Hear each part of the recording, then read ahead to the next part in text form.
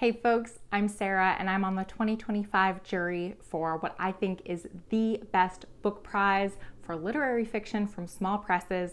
It's called the Republic of Consciousness Prize, United States and Canada, and it is dedicated to literary fiction from small presses in North America.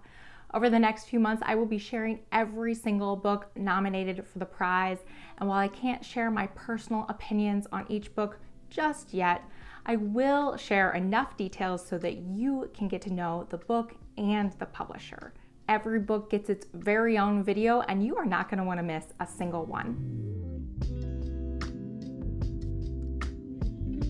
We continue the theme of books that are perfect for the October season with book number 16 from my nominee list, and that is Dreaming of Dead People by Rosalind Belben, and this is published by And Other Stories. This novel was originally published in 1979 and has been long out of print. A woman named Lavinia is now 36 and has realized now that she's reached middle life, that she will very likely live out the rest of her life alone. She has been unlucky in love. She will never have children. Keep in mind, this was written in 1979.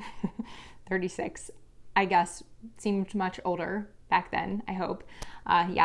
36 sounds pretty young to me. Her parents are dead.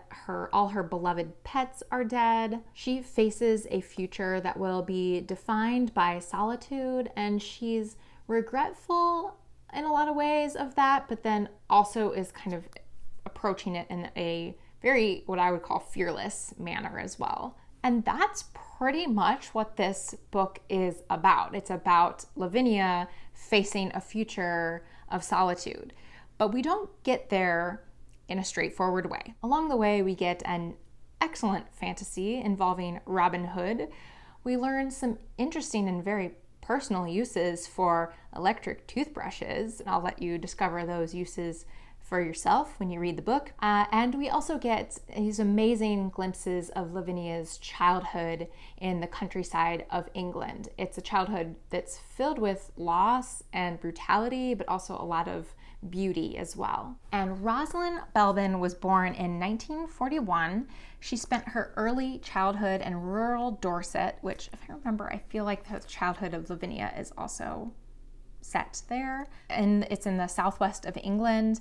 And her life since then, though, has also been fairly nomadic, moving from place to place and job to job. And the result is that in her work, both the Dorset countryside and foreign destinations, like in here it's Venice.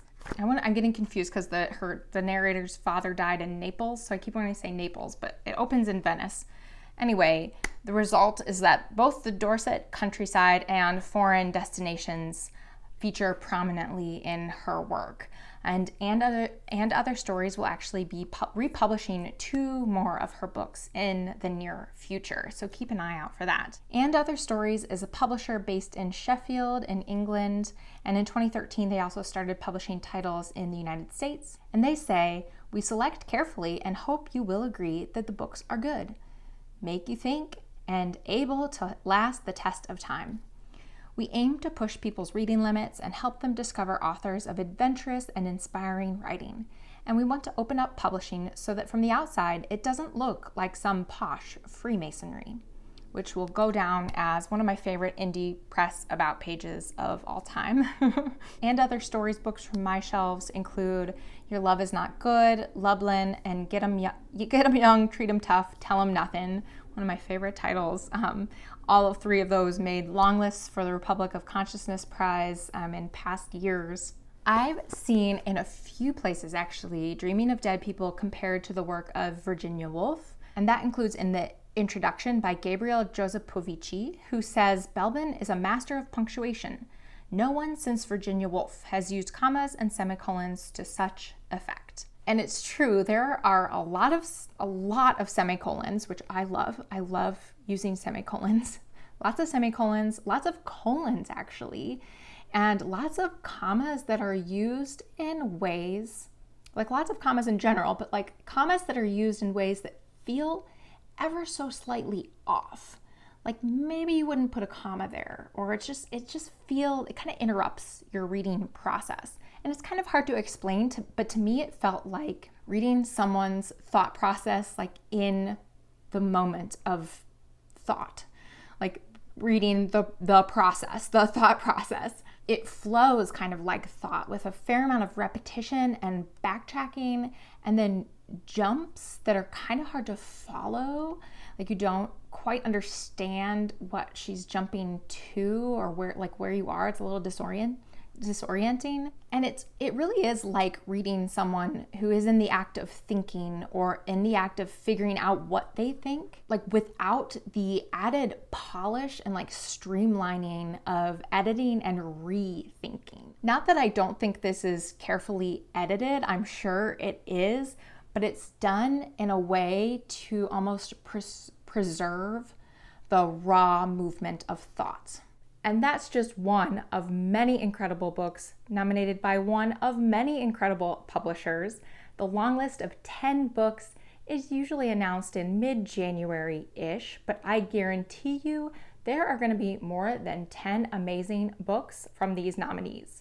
So if you love offbeat, under-the-radar literary fiction, you are going to want to follow along. Click above or below for the next nominated book. If I've filmed it, it'll be available there. If not, stay tuned for just a little while longer. And in the meantime, you can click the playlist below that will contain all of the nominated books that I've shared so far. Again, my name is Sarah. Thank you so much for joining me here. I'll talk to you next time. Bye.